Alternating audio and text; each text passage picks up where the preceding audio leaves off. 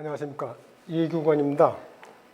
제가 발표할 주제는 독일 통일로 본 한반도 통일 이렇게 했습니다. 독일 통일이 이제 국내에서는 좀 다르게 소개되어 있지만 제가 연구한 바로는 독일 통일이야말로 가장 이상적인 평화 통일 방안이었다. 그래서 거의 성공을 했다. 그렇게 결론을 내렸습니다. 그래서 이제 독일 통일은 이제 결국은 그 통일이 성공하게 된 요인을 몇 가지로 이제 구분해서 볼 수 있는데, 가장 먼저 이제 통일을 향한 법적, 제도적 틀이 잘 갖춰져 있었고, 그 다음은 이제 안보적 위기가 있었는데 그 안보적 위기를 굉장히 슬기롭게 잘 극복했다. 그리고 이제 또 독일이 이제 서독이 결국 서독인데 서독이 동독과의 관계에서 항상 인권 문제를 초기부터 중시했고, 또 이제 외부 정보를 동독에 주입시키는데 노력했다. 그래서 이런 네 가지 요인들이 독일의 성공적인 평화 통일의 그 핵심 요인들이라 이렇게 볼 수 있습니다. 그리고 이제 실제로 이제 독일이 통일한 것은 이제 동독 정권의 붕괴 시기에 결국 이제 베를린 장벽이 붕괴될 때 어떻게 대응하느냐가 이제 관건이었는데, 그 당시에 이제 지금의 평가로 볼 때 통일의 문이라는 게 굉장히 짧은 시간, 소위 미로처럼 이제 열려 있었는데, 그 문을 그 당시에 기민당의 서독 총리가 굉장히 지혜롭게 잘 파악해서 잘 대처해 나가서 베를린 장벽이 붕괴된 지 1년도 안 된 시간 내에 통일을 달성했습니다. 그래서 이제 그 서독의 대응을 보고요. 그래서 이 같은 독일 통일로 봤을 때 한반도도 독일과 같은 평화 통일을 이룰 수 있는 길이 뭔가, 이걸 알아본 순서로 진행하겠습니다. 처음부터 말씀드렸다시피 독일 통일은 자유민주 체제에 기반한 평화적 통일이 최고 성공 모델이다. 이렇게 정의할 수 있겠습니다. 그리고 이제 독일은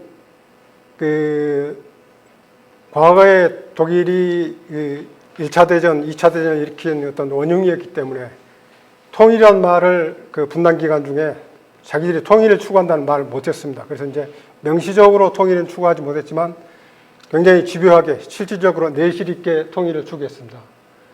그리고 이제 동서독감 교류가 이제 통일의 기반이 되었다고도 얘기를 하는데, 그 같은 교류가 상호주의를 기반으로 추진되었습니다. 그리고 이제 처음에 말씀드렸다시피 독일 통일과 관련해서 안보적 측면에 굉장히 큰 위기가 있었는데, 그게 이제 70년대 말에 소련의 핵공격 위협이 있었습니다. 근데 그거를 서독의 3인당 정권이 국내 여론의 극심한 반발에도 불구하고 미국의 핵무기 배치를 강행해서 위기를 극복해서 이제 핵 우위로 다시 돌아서게 만들어가지고 후일에 통일의 기반을 구축했습니다. 그리고 이제 민족 동질성 유지를 위해서 항상 동독 인권 문제 적극 대처하고 외부 정보 유입을 적극 추진했습니다. 그리고 결국은 독일 통일이 흡수 통일이라고 얘기하기도 하는데, 안을 실제적으로 들여다보면 흡수 통일보다는 합의제 통일입니다. 왜 합의인가 하는 것이 동독인들이 서독 체제를 선택한 겁니다. 서독이 이제 그냥 강제로 흡수한 게 아니고 동독인들이 자유의사로 선택하기 때문에 이거는 합의제 통일입니다. 그래서 이 같은 독일 통일 요인을 이제 분야별로 비교해서 또 이걸 한반도 상황과 비교해서 한반도 평화 통일의 길을 알아보는 그런 순서로 진행하겠습니다. 먼저 이 독일 통일을 향한 법적 제도적인 틀을 보면 크게 봐서 서독 기본법과 동서독 기본조약이라고 볼 수 있겠습니다.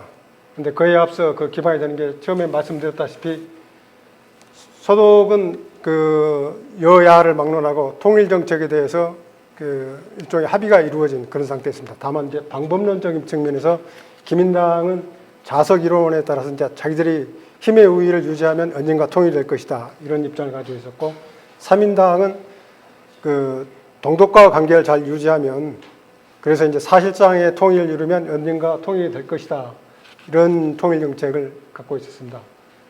근데 이제 이 같은 기민당과 3인당의 정책이 굉장히 사실 조화를 이루어가지고 그 초기에는 기민당이 집권하고 중간에 이제 3인당에서 동서독 기본조약을 체결하고 이제 그랬는데 다시 통일 막판에 와가지고 그 기민당이 정권을 잡고 또 이제 그걸 그리고 이제 합의제 통일을 이루어낼 수 있는 그런 굉장히 좀 그 현명한 선택을 한 그런 겁니다. 그래서 이제 서독 기본법을 한번 보면 그 통일을 이룬 서독 기본법의 조항은 기본법의 23조와 116조라고 하겠습니다. 23조는 적용지역에 대한 것이고, 그래서 적용지역은 그 동독이 서독 서독에 가입할 수 있도록 동독의 각 주가 서독 연방의 주에 편입할 수 있는 근거를 마련합니다. 그리고 116조는 이제 국적 조항인데 동독인이 서독에 들어오면 전부 다 이 서독 국민으로 인정하도록 한 그런 겁니다. 그래서 이 같은 두 가지 조항이 그 서독 기본법의 두 가지 조항이 동독인의 그 대량 탈출과 동독의 서독 연방 가입이 가능하도록 해서 제도적인 측면에서 그 어느 누구도 시비를 걸 수 없는 그런 틀을 만들어 놓은 그런 겁니다. 우리 서독의 기본법을 이제 잠시 또 얘기 드리면 서독의 기본법은 헌법이 아니고 기본법이라고 정의를 했습니다. 왜 기본법인가 하면 서독에서 그 분단 당시에 그 헌법을 만들면 통일을 하지 못할까 걱정이 돼서 기본법을 했습니다. 그런 저도 이제 과거에 왜 기본법이가 하고 의문을 가졌는데 이걸 공부하다 보니까 이제 그런 유래를 알게 됐습니다. 영어는 이제 말씀드렸다시피 자석 이론, 그리고 이제 서독의 동방정책하고 친동방정책이 조금 차이가 있는데 서독 3인당이 추구한 정책은 친동방정책으로 이제 굉장히 광범위하게 추구한 그런 정책입니다. 그리고 서독에 이제 대연정이 있는데 대연정은 분단 기간 중에 딱 한 번 있었습니다. 다음은 이제 동서독 기본조약 이걸 보겠습니다. 동서독 기본조약은 3인당의 이제 브란트가 이제 집권하면서 그때 친동방 정책을 표방했습니다. 근데 이제 이 친동방 정책이라는 게 접근을 통한 변화, 그리고 일민족 이국가, 그러니까 일민족 이국가라지만 동독을 국가로 인정하지 않았다는 점이 중요합니다. 왜 국가로 인정하지 않았느냐 하면 이것도 이제 통일에 대해서 장애가 될까봐 국가로 인정 안 했습니다.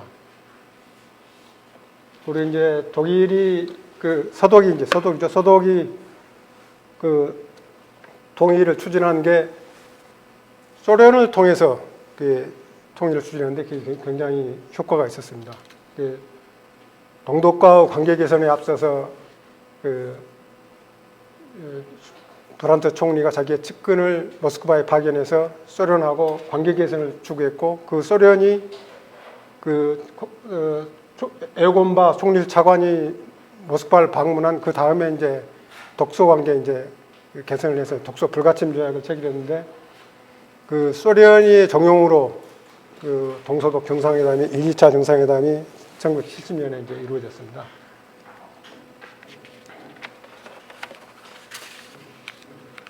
그래서 이제 1차 정상회담이 이루어졌는데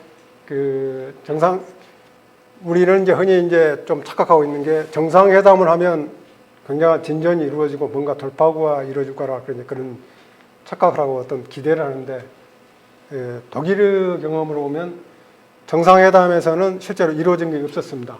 1, 2차 정상회담에서는 서로 입장차만 확인하고 합의 없이 종료되었고, 동서독 기본조약이 체결된 것은 그 뒤로 이제 어떤 실무적인 협의를 통해서 이루어졌고, 실질적으로는 당시에 소련이 동독 서기장 울브리히트를 교체해가지고 호네커로 교체한 뒤에야 호네커가 이게 소련의 생각이 그게 아니다, 그걸 이해를 해가지고 동서독 기본조약 체결에 응했습니다. 그리고 이제 그 뒤로 이제 유엔도 동시 가입하고요. 그래서 이처럼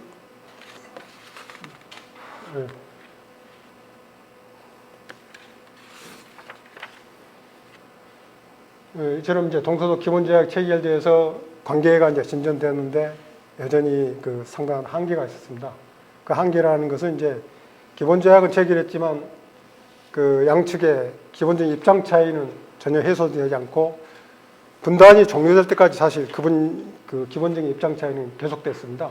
이제 그래서 그 입장 차이를 이제 얘기하자면 서독은 분단의 고통 완화와 민족 동질성 유지의 목적을 두었던 반면에 동독은 독립을 유지하는 것, 독립국가로서 독립적인 주권국가로서 정체성을 유지하는 것에 가장 초점을 두었기 때문에 그 기본적인 입장 차이는 통일될 때까지 전혀 해소되지 않았다 이렇게 할 수 있습니다.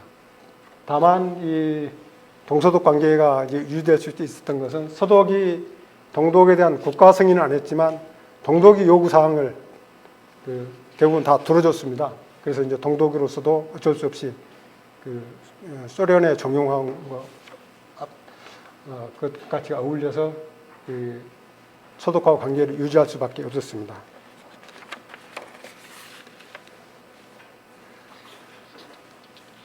그리고 이제 동서독 관계에서 이제 그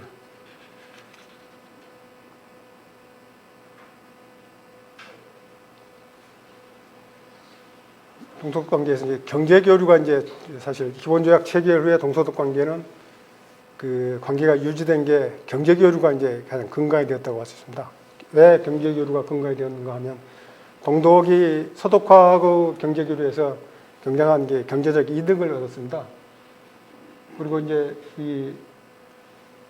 이것도 이제 서독이 한 그 조치라고 볼 수 있는데 그 분단 상태인 포츠담 회담, 1945년 7월 포츠담 회담에서 동서독을 하나의 경제단위로 취급하도록 그때 연합군 측에서 합의해 줬습니다. 그래서 이 같은 점이 동서독 경제 교류가 지속될 수 있었던 어떤 비결이 됐습니다.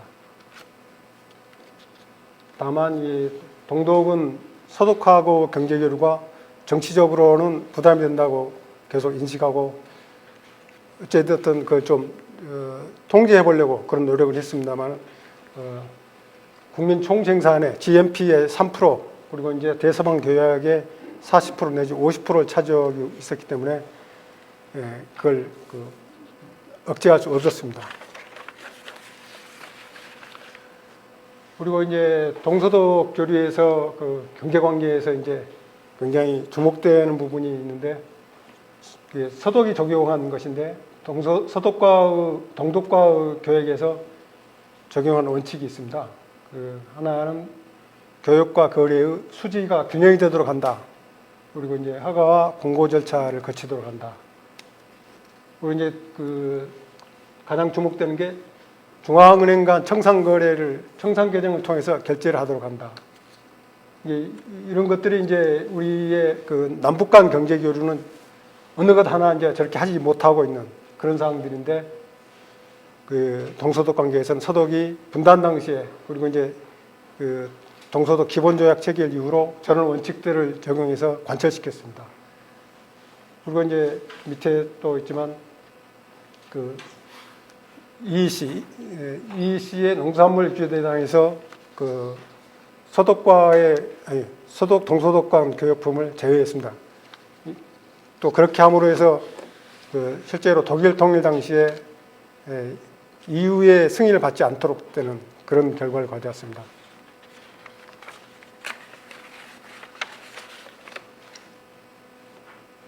근데 이제 동서독 교류에서 이제 주목되는 부분이 이제 문화 분야인데, 문화 분야는 이제 1973년 11월부터 협정 체결이 이제 시작됐습니다.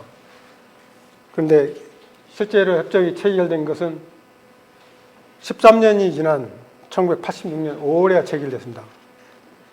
왜 문화 분야가 이제 체결이 지연됐는가 하면은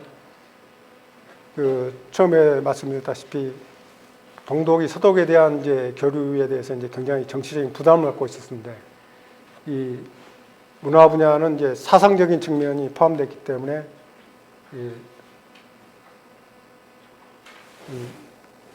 동독이 그에 대해서 이제 적성을 보이지 않고 굉장히 미온적인 태도를 보였습니다. 그러다가 고르바초프가 85년에 등장했는데 고르바초프가 등장한 지 1년이 넘어서야 체결된 겁니다.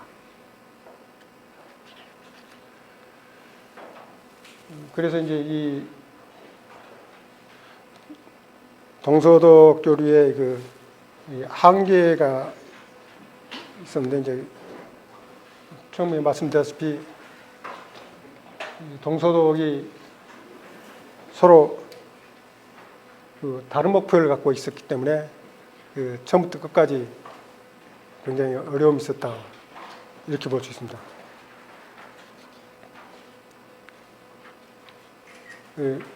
그래서 이제 동독으로서는 위의 남북한 관계에서 이제 북한이 보여주는 태도하고 동독이 그 당시에 보여준 태도하고 굉장히 유사하다고 볼 수 있는데, 동독은 서독과의 교류가 체제 안정에 미칠 영향을 가장 중시했습니다. 그래서 그 전에 말씀드린 문화 교류에 대해서 미온적이었고요. 다른 분야의 교류에서도 그걸 항상 통제하려고, 교류 협력의 속도와 폭 이런 걸 조절하려고 그렇게 했습니다. 그래서 이 같은 독일 동서독의 사례를 우리 한반도의 상황과 한번 대비시켜서 보겠습니다. 대비시켜서 보자면, 우리의 동서독 관계에서는 이제 기본조약, 기본법 이런 틀이 있었다고 했는데, 우리는 그런 틀이 굉장히 빈약하다고 볼 수 있습니다. 일단 탈북자죠. 탈북자를 우리 국민으로 수용하는 데 있어서 우리는 대한민국 국민이 되는 요건은 법률로 정한다 해서 우리 헌법 2조에는 그렇게 되어 있습니다. 근데 이렇게 한 게 당시에서는 사실 생각을 못 했는데, 이 조항이 이걸 법률로 위임한 겁니다. 위임했기 때문에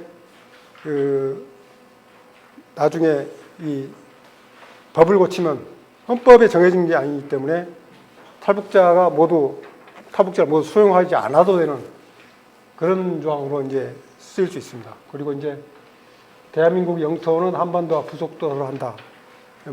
이 부분은 이제 원칙론적인데, 서독처럼 북한 체제가 이제 사실 붕괴됐을 때 어떤 식으로 우리 주도로 통일할 수 있느냐, 굉장히 어렵습니다. 저거 가지고는.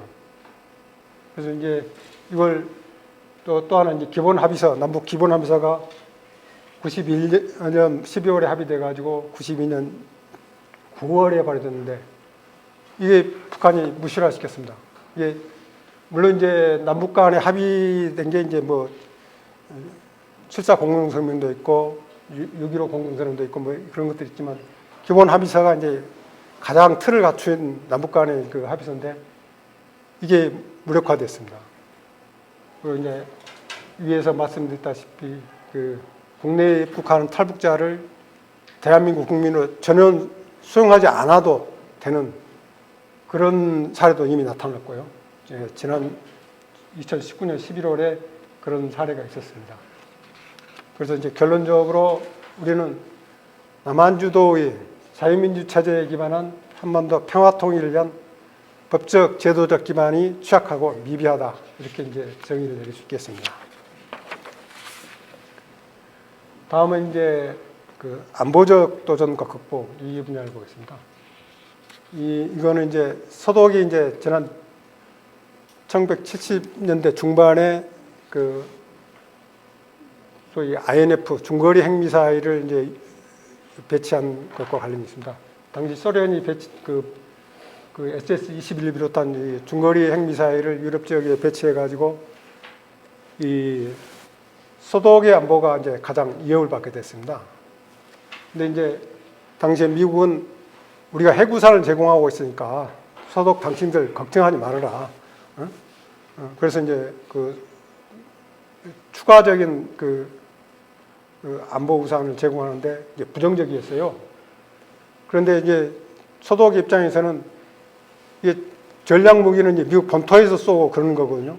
근데 작은 소위 소규모 도발 이런 거에 대해서 미국이 실제로 그런 위험을 감수하겠는가 하는 그런 의문이 있었고, 또 과거에 이제 쿠바 미사일 위기를 겪은 바가 있기 때문에 그 미국이 소극적으로 될 것이라는 그런 불신이 있었어요. 그래서 이제 총체적으로 미국의 핵우산 작동에 대한 의문이 제기된 겁니다. 그리고 이제 그 당시에 이제 시기적으로 그 월남민 공산화가 있었어요. 월남 공산화가 있었는데 마찬가지로 월남에 대해서도 미국이 핵우산 제공을 약속했습니다. 근데 전혀 뭐 그냥 방치하고 말았어요. 그런 걸로 해서 서독이 이제 미국의 핵우산에 작동하는 데 대해서 굉장한 불신과 의문을 갖게 됐습니다. 그리고 이제 실제로 이제 저기 소련의 ICBM 그 전략 무기도 미국하고 이제 그 소위 비등비등하게 되고 이제 중거리 핵무기는 이제 유럽 지역의 소련의 중거리 핵무기는 이제 압도적인 그런 상황이 돼서 소련의 핵 우위가 이제 유지된 겁니다.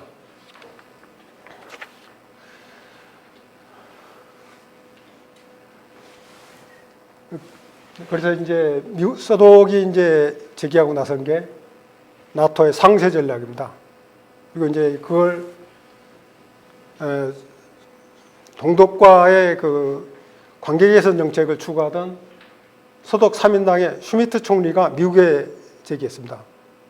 그걸 미국이 바로 받아들인 게 아니고 미국이 반대했고 또 이제 서독 국내적으로도 이제 반전 반핵 단체가 극렬하게 시위를 해가지고 1983년 10월의 경우에는 서독 전역에서 무려 150만 명이 참가하는 그 반대 시위가 전개되기도 했습니다. 그런데도 불구하고 이제 그 슈미트 총리는 반전 단체가 그 안보를 그렇게 경시하고 있다 이렇게 이제 비판하면서 그 수용을 결정했고 결국은 이제 나토가 먼저 이제 79년 12월 12일 날 그 이중 결정, 서독 제안을 수용한 이중 결정을 내렸습니다. 근데 이제 생각해 보면 12.12는 우리로서는 당시에 12.12 사태가 있던 날입니다. 그 당시에 유럽에서는 그런 굉장한 안보적 위기에 대해서 어떻게 대처할 것인가 하는 그런 중대한 결정을 내린 그런 날입니다. 그런 상황이 있어서 그런지 우리는 사실 국내적으로 이중 결정에 대해서 그렇게 잘 알려져 있지 않고 잘 모르고 있고 그 의미가 얼마나 중요한지 이런 걸 좀 잘 모르고 있습니다. 그래서 이중 결정의 내용을 보면 이제 단순히 배치만 한다는 게 아니고 배치를 하되 그 폐기를 위한 협상도 같이 한다 해서 그래서 이제 이중 결정입니다.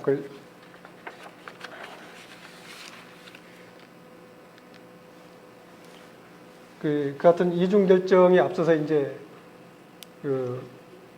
이중 결정의 이제 결정이 이루어진 후에 실제 INF가 그 서독에 배치되기 전에 협상이 있었습니다.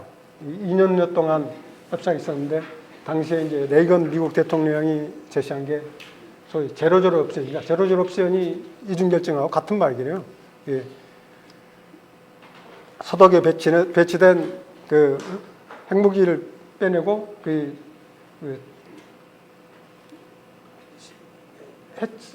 소련이 해체하면 미국도 해체하겠다 그런 얘기인 거죠. 그런데 그 INF 협상이 무려 2년여가 지속되는데 성과가 없었고 그래서 이제 핵무기를 배치했습니다. 그렇게 핵무기를 배치하고 난 뒤에야 이제 그 소련의 고르바초프가 등장하면서 협상이 진전됐고 결국은 그 INF 폐기 조약이 체결된 겁니다.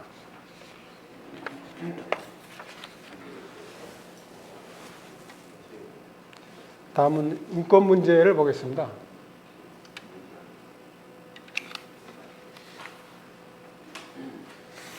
인권 문제 앞서서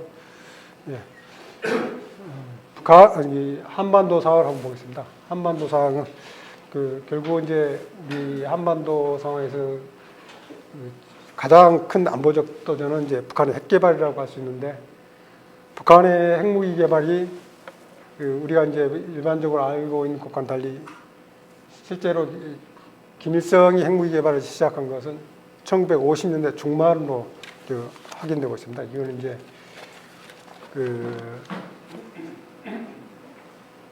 남북 합의서가 폐기되고 그런 것 때문에 그런 게 아니고요. 이미 북한은 김일성 때부터 핵무기 개발 추진했습니다. 그리고 이제 그 주한미군의 핵무기 철수가 91년 9월에 있었는데 그 핵무기 철수라는 그 전술핵무기 철수라는 게 미국이 그냥 그 북한에 대해서 어떤 인센티브를 제공하기 위해서 그 이루어진 게 아니고 이제 전 세계적인 차원에서 이루어졌는데 이것도 일종의 북한의 기만 전술에 속은 겁니다. 당시에 이제 북한의 그 핵 안전조치 협정 그 가입 문제가 이제 논의되고 있었는데 북한이 이제 계속 그걸 거부하다가 그 주한미군의 핵무기를 철수하면 우리가 고려할 수 있다. 그런 식으로 나왔어요. 그런 식으로 나오니까 그래? 그러면 이제 당시 미국이 이제 전술핵 무기를 철수할 그런 생각을 가지고 있었는데 그래 좋네. 그러면 그 받아들일 테니까 한번 해봐라. 그리고 이제 그렇게 됐는데 당시에 미국으로서는 그게 이제 양면적인 카드라고 굉장히 좋은 카드라고 생각하고 있었어요. 왜 그러냐면 북한의 핵 개발도 이제 저지시키고 또 이제 당시 그 직전에 이제 박정희 대통령이 추진했던 핵 개발, 그게 이제 다시 이제 혹시 시도될 가능성이 있다고 봤는데 그것도 저지할 수 있으니까 한반도 전체의 그 핵무장을 저지할 수 있는 굉장히 좋은 카드라 이렇게 생각했는데 이걸 북한이 그 소위 기만 전술로 그래서 핵 개발을 계속한 거죠. 그래서 이제 그 주한미군의 전술핵무를 철수해서 이제 남북한이 한 번 더 비핵화 공동선언을 채택했지만 북한은 당초부터 그걸 이행할 의지가 없었습니다. 그래서 이제 그걸 핵사찰 문제가 나오니까 이게 결국 또 무력화시켰습니다.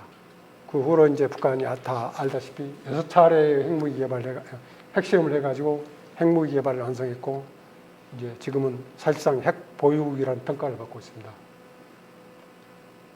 그래서 이제 과거에 그 한국과 미국의 북한의 핵 개발 저지 실패 사례를 보면 이제 한 5번 정도 합의가 있었습니다. 5번 정도 합의가 있었는데 제네바 합의가 1994년 10월에 있었고 9.19 공동선언 그리고 9.19 공동선언 이후에 이제 뭐 13 합의, 2.13 선언, 2.29 합의 이런 식으로 한 5개 정도 있었는데 전부 다 항상 그 이행 단계에 있어서 북한이 그 명분을 구실에 대해서 무실화시켰습니다. 그래서 그 결과 그 지금 대한민국인 그 핵무기 보유국인 북한의 상시적 핵 공격 위협에 직면해 있고 그래서 이제 한반도의 핵 불균형 상황이 그 지속되고 있고 그 같은 점이 북한의 그 대남 협상 우위를 차지하고 있는 그런 요인이 되고 있습니다. 다음은 이제 인권 문제를 보겠습니다. 인권 문제를 보면 이제 서독은 이제 그 분단 기간 내내 그 동독의 인권 문제를 중시했습니다. 다만 이제 조금 차이가 있었는데 그 관계 정상화 이전과 이후에 조금 차이가 있었습니다.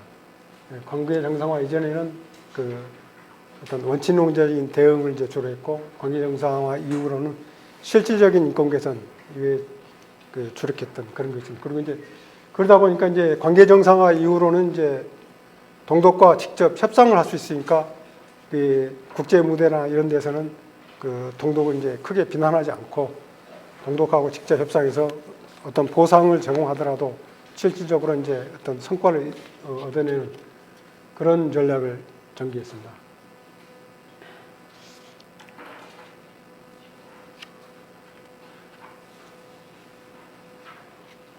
그래서 이제 얻어낸 성과라는 게 이제 그 동독 주민의 이주 왕래 확대, 국경 탈출자 사살 명령 중지, 형량 경감, 그리고 이제 박해 및 서독 이주 강요 금지, 그리고 이제 정보 유입을 확대시킬 수 있는 조치들, 굉장히 이제 그 실질적인 그 이익을 얻어내는 그런 조치를 한 겁니다.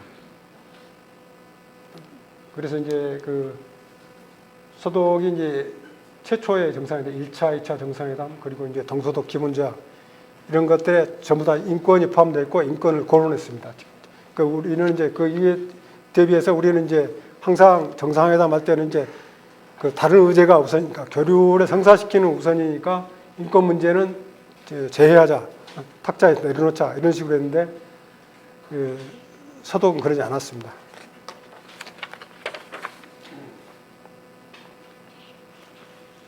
그래서 이 그 서독의 대동독 인권 정책 중에서 이제 그 어떤 굉장히 주목되는 사례로 보면 그 비밀 교섭을 통해서 대가를 지불하고 그 양보를 얻는 방법을 썼는데 그게 이제 대표적인 사례로 이제 그 동독의 1984년, 83년 이때 이제 동독에 19억 5천만 마르크 차관을 제공하면서 국경지역 자동 발사장치를 제공하고 또 여행 규제 안을 얻어낸 게 이제 대표적 사례로 꼽힙니다.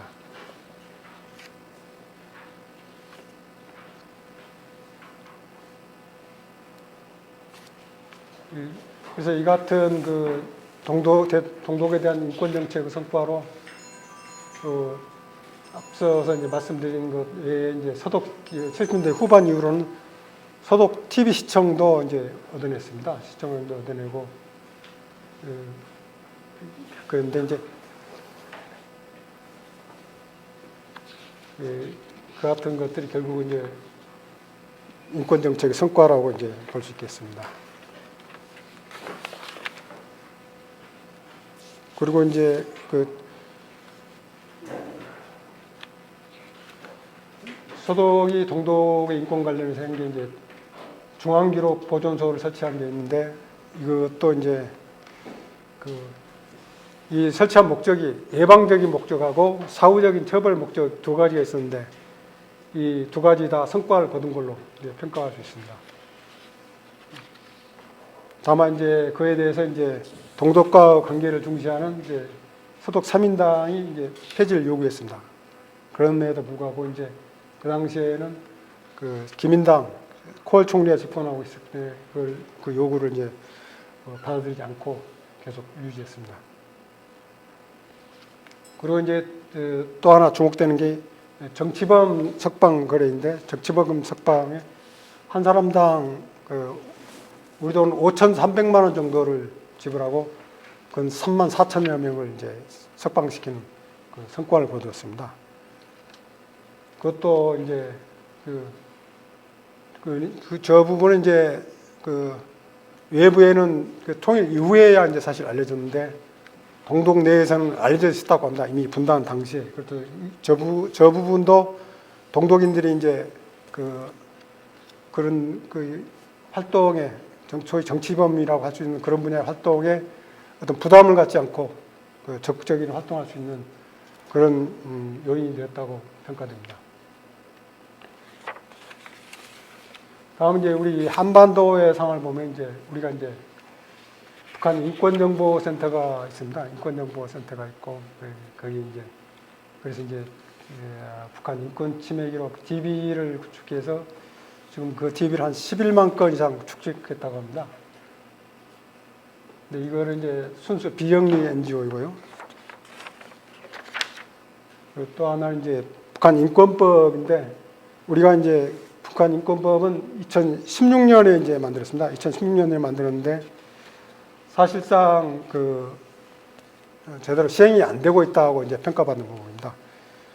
그 중에 이제 인권법 중에 이제 중요한 게 이제 북한 인권재단을 이제 만드는 부분인데 지금 법이 제정된 지 5년이 넘었지만 아직도 이제 시행이 안 되고 있고요. 이 북한 인권법은 전체적으로 거의 이행이 안 되고 있는 그런 실정입니다. 그리고 이제 또 최근에 금년 3월 말부터 이제 시행된 게 이게 대북 전단살포인데 이 부분은 이제 독일하고는 상황이 크게 다릅니다. 독일은 전단을 살포할 필요가 없었습니다. 그래서 그걸 이제 우리가 꼭 그 전단을 살포할 필요가 있느냐 그런 주장을 전개하는 부분도 있는데 상황이 다르니까 우리는 이제 꼭 필요한 부분이다 이렇게 이제 거꾸로 얘기할 수 있겠습니다. 그런데 이제 이걸 억지로 이제 규제하고 있는 억지로 규제한다는 게 이제 북한의 요구를 받아들인 겁니다. 북한의 요구를 받아들였고 이제 그렇게 받아들인 게 이제 그 전에 이미 판문점 선언에서 그리고 이제 판문점 선언을 위한 군사분야 합의에서도 이제 북한의 요구를 받아들였습니다. 다음은 이제 TV 시청 외부 정보의 측면을 보겠습니다. 동독의 서독 TV 시청이 독일 통일의 굉장히 결정적인 요인이라고 볼 수 있습니다. 이게 이제 어떤 소프트적인 그런 건데 동독의 혁명과 실제 독일 통일 과정에서 굉장히 큰 기여를 한 요소입니다. 이것도 이제 그 1971년까지는 동독이 수독 TV 시청을 적극 방해했습니다. 근데 그걸 그 기본조약 체결 이후로는 이제 그 사실상 허용해가지고 그 동독인들이 서독에 대해서 이제 그 제대로 알 수 있는 그런 기반이 됐습니다. 근데 이제 동독이 서독 TV 시청을 허용한 배경이 이제 좀 주목되는데요. 그 먼저 기술적으로 차단 방법이 별로 없었다는 거, 그리고 이제 주민의 불만 해소를 위한 거, 또 하나는 그 당시에 유럽의 CEC 유럽 안보 협력회의에서 이런 문제, 인권 문제를 다뤘기 때문에 그쪽의 요구 사항을 맞출 필요가 있었다는 거, 이런 걸 들 수 있습니다. 그래서 외부 정보 유입은 이제 이 정도로 하고요. 그 한반도 상황으로 한번 보겠습니다. 한반도에서의 북한, 북한에 있는데, 이런 이제 북한에서 상황은 이제 한류 확산이 이제 그 동독인들의 소독 TV 시청 이거에 좀 비유될 수 있습니다. 한류 확산 부분이 이제 그 우리 정부의 노력이 개입되지 않았더라도 한류 확산이 이루어지고 있는 그런 측면인데, 한류 현상은 이제 굉장히 그 여러 가지 복수의 출처를 확인되고 있고, 또 이제 북한 스스로 문서를 통해서, 공식 문서를 통해서도 인정하고 있는 그런 내용입니다. 그래서 이제 그 한류 확산의 그 효과는 이제 뭐 결국 이제 북한이 통제 없이 외부 세계를 볼 수 있는 어떤 기회, 상 이렇게 볼 수 있고, 또 간접적으로 자유를 경험하고 또 남한을 새롭게 인식할 수 있는 기회가 되고, 이런 게 되고, 결국은 이제 그 북한의 이제 사상 통제를 유화시키는 굉장히 그 중요한 그 의미가 있습니다. 그래서 이제 이렇게 해서 이제 북한 주민들이 남한을 존경하고, 그동안 이제 자신들이 받은 그 선전과 학습이 허위, 가짜라는 것을 인식하게 되는 그런 게 됩니다. 그래서 이제 사상과 충성도가 이완되고 저항의식도 형성될 수 있는 그런 요인입니다.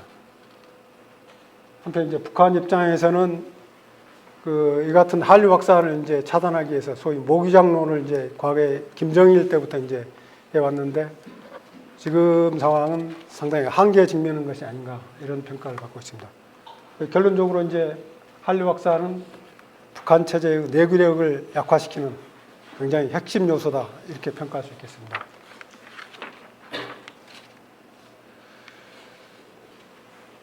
그래서 이제 북한으로서는 이제 한류 확산을 단속하기 위해서 이제 특히 이제 과거에 김정일 시대에도 있고, 김정은 시대에는 이제 초반에는 안 그랬는데 지금 그 작년 말 이후로 굉장히 지금 그 한류 확산을 통제하기 위해서 애쓰고 있습니다.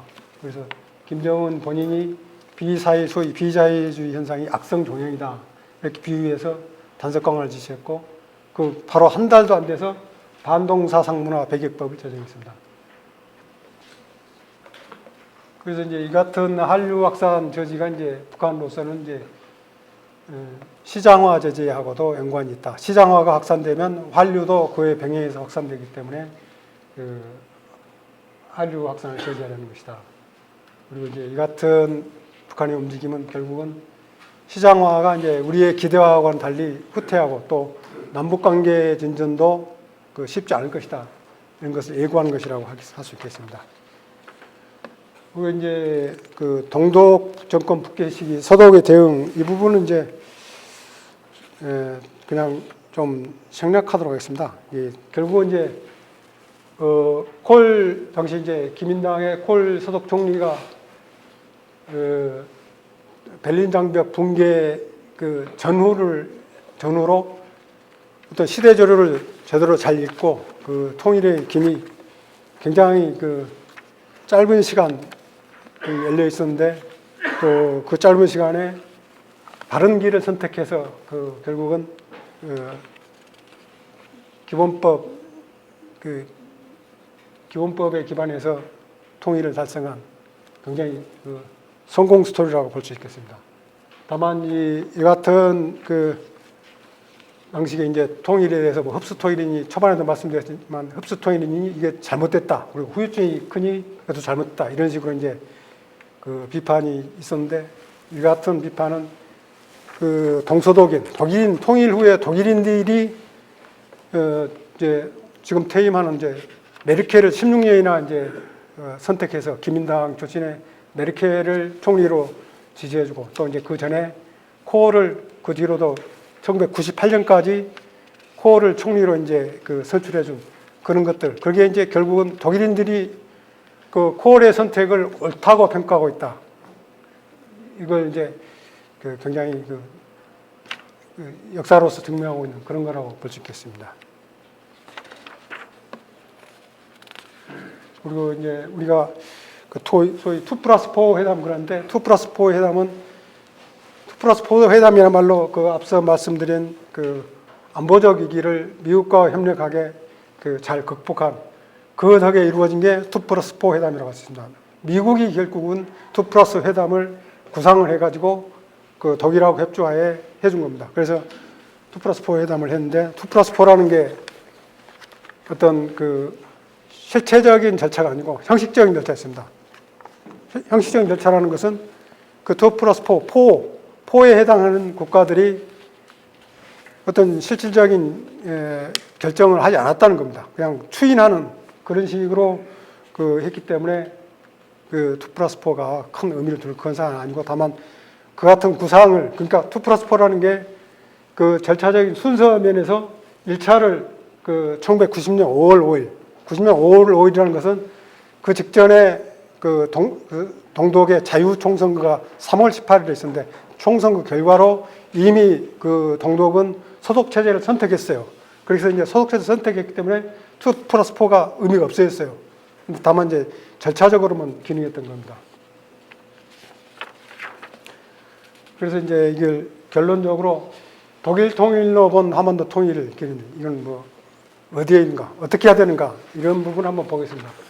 지금까지 말씀드려왔다시피 독일 통일의 성공 요인은 장기적이고 구조적인 요인, 그리고 이제 단기적이고 상황적인 요인 두 가지로 볼 수 있는데 장기적이고 구조적인 요인은 이제 이미 다 말씀드렸다시피 그런 네 가지 요인 그런 거고요. 단기적이고 상황적인 요인은 코어의 선택이 굉장히 좀 효과적이고 적시성이 있었다. 이렇게 얘기할 수 있습니다. 코어는 베를린 장벽 붕괴 직후부터 동독의 공산 세력과 협상하지 않겠다. 거기하고 타협해서 어떤 통일을 하지 않겠다. 민주 세력과 하겠다. 이런 생각을 가졌습니다. 그래서 동독인 탈출자를 전원 수용했고요. 그리고 이제 통화 경제조약 그러니까 당시에 공산정권 측에서 경제원조를 요청했는데 경제원조를 거부하고 대신에 통화 경제조약 체결을 요구해서 그걸 관철시켰습니다. 그래서 동독인 스스로 소속체제 편입을 선택을 하도록 한 겁니다.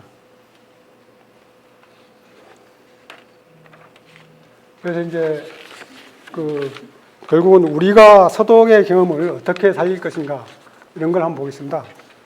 근데 이제 이게 전체적으로 보자면 서독이 독일 통일을 이룬 그런 요인들이 우리하고 비교했을 때 우리는 그런 요인을 제대로 갖추고 있는 게 좀 굉장히 빈약하다. 다만 있다면 한류 확산 이 부분이 이제 제일 큰 우리로서는 제일 큰 긍정적인 요소고요. 나머지 가장 잘못된 요소가 이제 결국은 안보적인 요소. 북한의 핵 문제인데 핵 문제 해결을 처음부터 길을 잘못 들었다. 길을 잘못 들어서 우리가 해결 못하고 있고 지금도 독일의 경우를 볼 때는 우리는 지금도 핵 문제 해결을 안 하고 있고 결국은 이제 분단 지속의 길로 가고 있다. 이렇게 이제 얘기할 수 있겠습니다. 그래서 이제 그 핵 문제 해결 방안으로 이제 나온 게 독일도 이제 상쇄 전략을 추진해서 성공했는데 결국 북한이 무서워하는 전략을 선택해야 됩니다. 북한이 두려워하고 겁내는 그런 전략을 해야 되는데 결국 그게 상쇄 전략입니다. 그 얘기를 하면 이제 그 북한으로선 굉장히 반발하고 그럴 겁니다. 근데 그게 옳은 길이라면 그걸 선택해야 됩니다. 그리고 이제 그걸 미국과 그 협조해야 되는데 그 이미 그 얘기를 꺼내놨어요. 이 꺼내놓은 게 이제 그 금년 2월 달에 그 보고서를 발표했는데 아시아 핵계획 그룹 구성을 발표했습니다. 그게 이제 미국 전직 국방장관까지 포함해서 그 만들어낸 게 이제 AMPG, 아시아 핵계획 그룹 구성을 발표했습니다. 이것도 마찬가지로 미국의 핵부산이 아시아에서 적도하지 않을 것이다. 이런 우려에서 나오는데 이거에 되면 탈피가 가능하다. 이런 거고요. 그리고 이제 결국은 이게 현실적인 대안이 될 것이다. 그리고 이제 다음은 이제 대북 관계를 보겠습니다. 대북 관계도 결국 우리가 해온 것은 그 통일을 위한 것보다는 독일의 경우를 보면 분단 지속의 길이 아닌가 이런 생각이 듭니다. 근데 이제 우리가 추구해야 될 길은 결국 북한 주민의 초점을 둬야 된다. 북한 주민의 분단 고통 완화와 삶의 질 개선에 초점을 둬야 된다. 그리고 이제 서독이 동독과 교류 시에 적용한 원칙을 우리도 도입하는 것을 적극 검토해야 된다. 그리고 이제 역시 북한 주민들이 그 남한에 대해서 호감을 갖도록 하는 그런 방안도 필요하다고. 호감을 갖도록 하는 게 이제 한류 확산이 이제 거기에 영향을 미치고 있는데 우리가 정책적으로도 그 부분은 좀 더 노력해야 된다. 대북 외부 정보 유입도 북한 주민의 기본적 인권 차원에서 추진할 필요가 있다. 그리고 이제 북한 인권 문제는 이제 뭐 민감한 상황이라고 그래서 이제 그걸 항상 제쳐두고 있었는데 어떤 방식으로든 인권 문제도 제기하는 것이 굉장히 절실한 과제다. 이렇게 보겠습니다. 좀 제가 얘기한 게 이제 다른 생각을 가지고 있는 분들은 이제 또 반발할 수도 있겠지만 제가 이제 서독의 통일 사례를 보다 보니까 결국은 이제 어떤 게 통일의 원동력인가 그런 걸 봤을 때 저로서 이제 그런 결론을 내렸습니다. 네, 감사합니다.